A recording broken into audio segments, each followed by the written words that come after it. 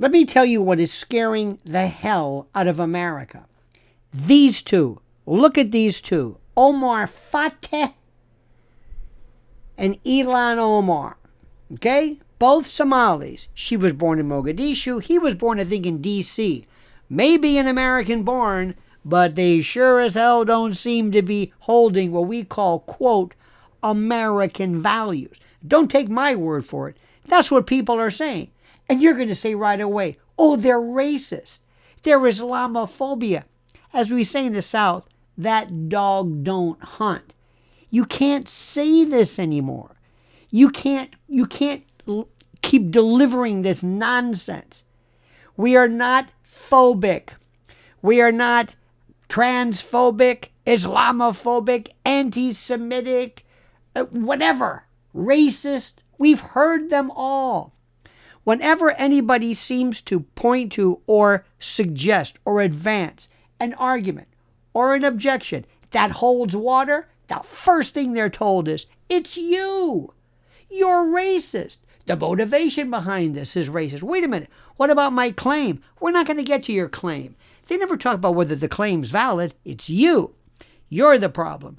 You're the one who's crazy. You're the one. You're the one. It's always about you. You just hate foreigners. You just hate brown people. Stop this crap.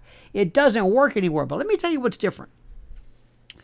First, throughout my 40 years of doing this, there have always been groups of people who worry about pockets of groups. This group doesn't like the LGBT group. This may have a problem with trans or drag shows, or this may have problems with BLM or George Floyd rioting. You just see this groups of people.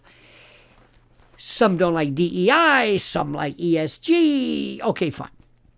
But there's always a disparate group of people. It's not one locked in across the board feeling. What I am hearing people say, and they're being told constantly, you can't say this, is the following. And I'm hearing it in New York and around the country. And you know what they're saying? I heard this the other day. We all have the prototypical individual in our lives. I have one who is a prototypical lefty, young woman, in her 30s. This woman loves everything. ESG, MOUSA, you name it. I mean, she is as liberal as you can imagine. And I mean this new form of liberalism, this lunacy kind of progressive stuff. And she told me in the New York mayor's race, by the way, this is a true story. You got to take my word on it. I'm not just making this up. She says, I'm voting for Andrew Cuomo. I almost had a heart attack. I said, what? Andrew Cuomo? Yes. Why? She lives in Brooklyn, a hotbed of liberalism. And what does she say? My neighborhood, I'm trying to quote, my neighborhood is being filled and populated by people with veils. I don't recognize my neighborhood anymore. It's not about Islam. It's not about Islamists even. It's about the fact that I'm losing the identity of my country and where I live. And I'm hearing this all over the place, and it's scaring the hell out of America. And nobody wants to address it. Oh, you get these, and the best part is you get these professional progressives. See, this is why the Democratic Party is falling apart. You get the Amy Goodmans and others, and by the way, they say some good things, or the crystal balls, or the whatever, whoever these folks are, that normally seem to kind of make sense, especially, and we'll get to this in a moment, especially when it comes to their positions as to Palestinian rights and Gaza and Israel, and just put that aside for a moment. So normally what they do is they say, oh, almost reflexively, oh, this is wonderful. This is another democratic socialist, whatever the hell that means. Because here in New York, all they hear is socialist. That's like saying, democratic Nazi. It's like you don't hear the democratic part. That doesn't, I'm not saying they're equivalent, but the democratic doesn't soft soap. It doesn't muffle the thud of the follow-up word that it tends to describe. But They're saying, oh, this is wonderful. Oh, Zoran Mamdani, he's wonderful. He's a, You don't know what's happening here. People are saying, oh, no. And first of all, he's so bad that Barack Obama doesn't even endorse him. Barack Obama acknowledges him but doesn't endorse him. You ever see that? So what's happening here is they see these two, and people are saying, you know what? Veils, headdress, that's okay. But something is happening regarding either, and please, I'm not calling it a burqa. I know there's an abaya, there's a hijab. I don't know the names of shawls, scarves. I don't know them. And I will, but I'm admitting I'm not calling it a burqa. This is not Afghanistan. No. But they're saying, we don't want this. Calls to prayer at 3 a.m? What?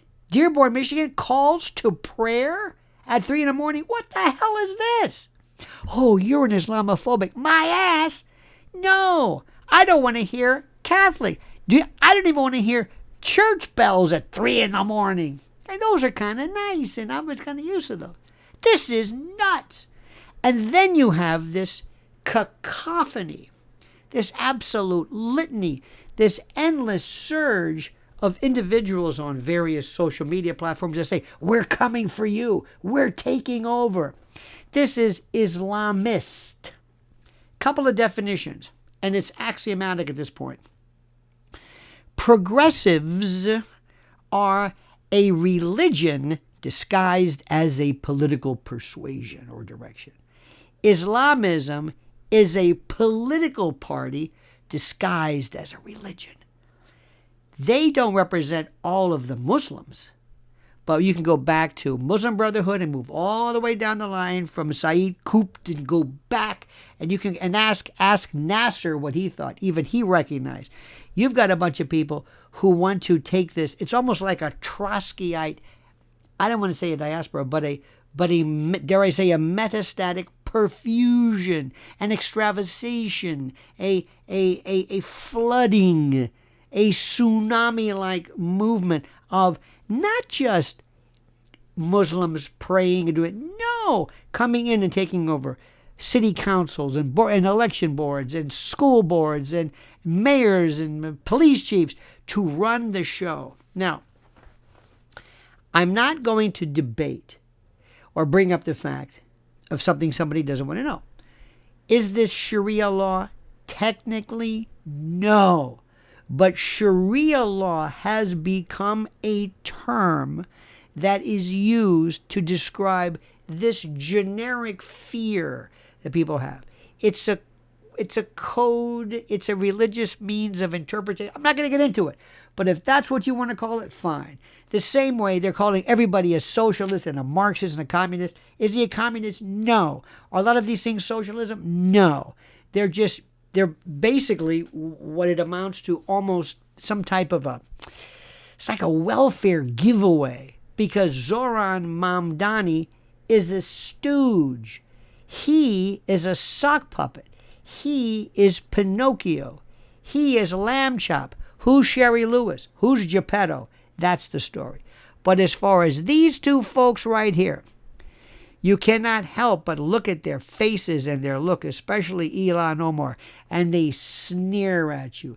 It's glee. It is almost pathological. We're coming, we're here, and we're going to take over everything. And here's the best part, Democratic Party. Don't take my word for it. Look at what you're seeing.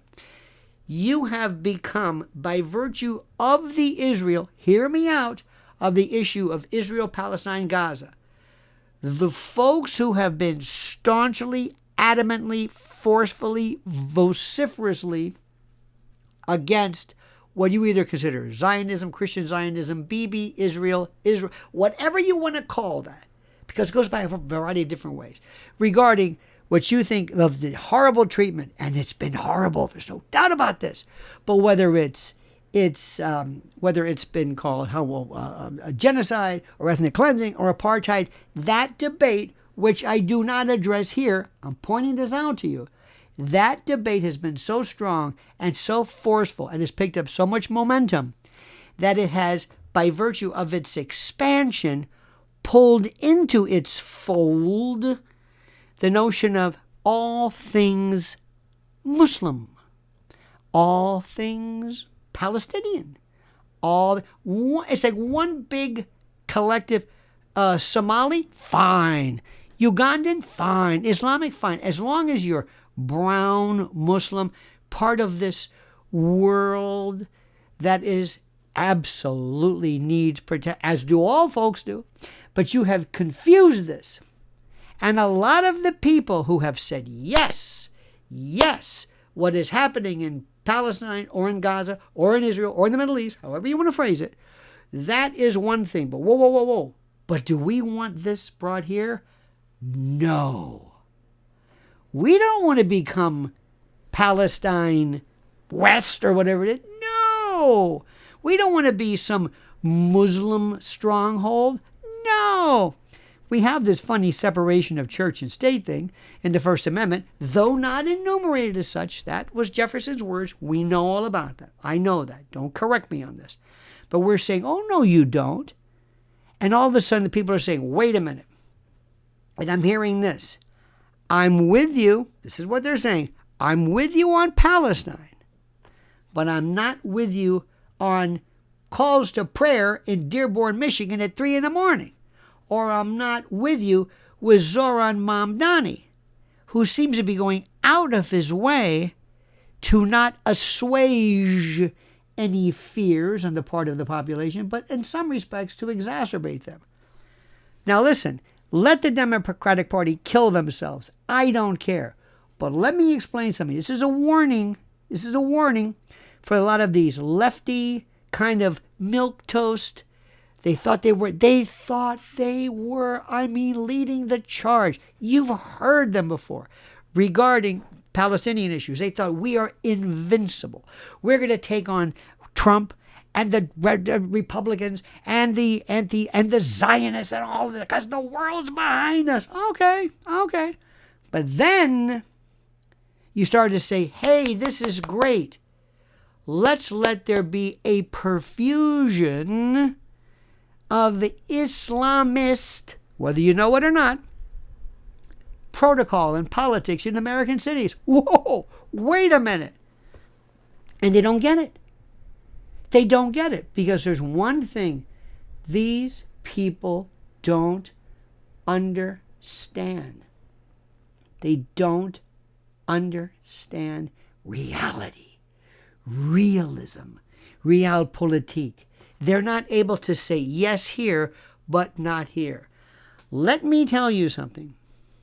I'm feeling it in New York City. I am seeing turnout at precincts we never saw. Early voting. And it's not necessarily because they're confused about Curtis Lee or Andrew Cuomo. Whatever. No.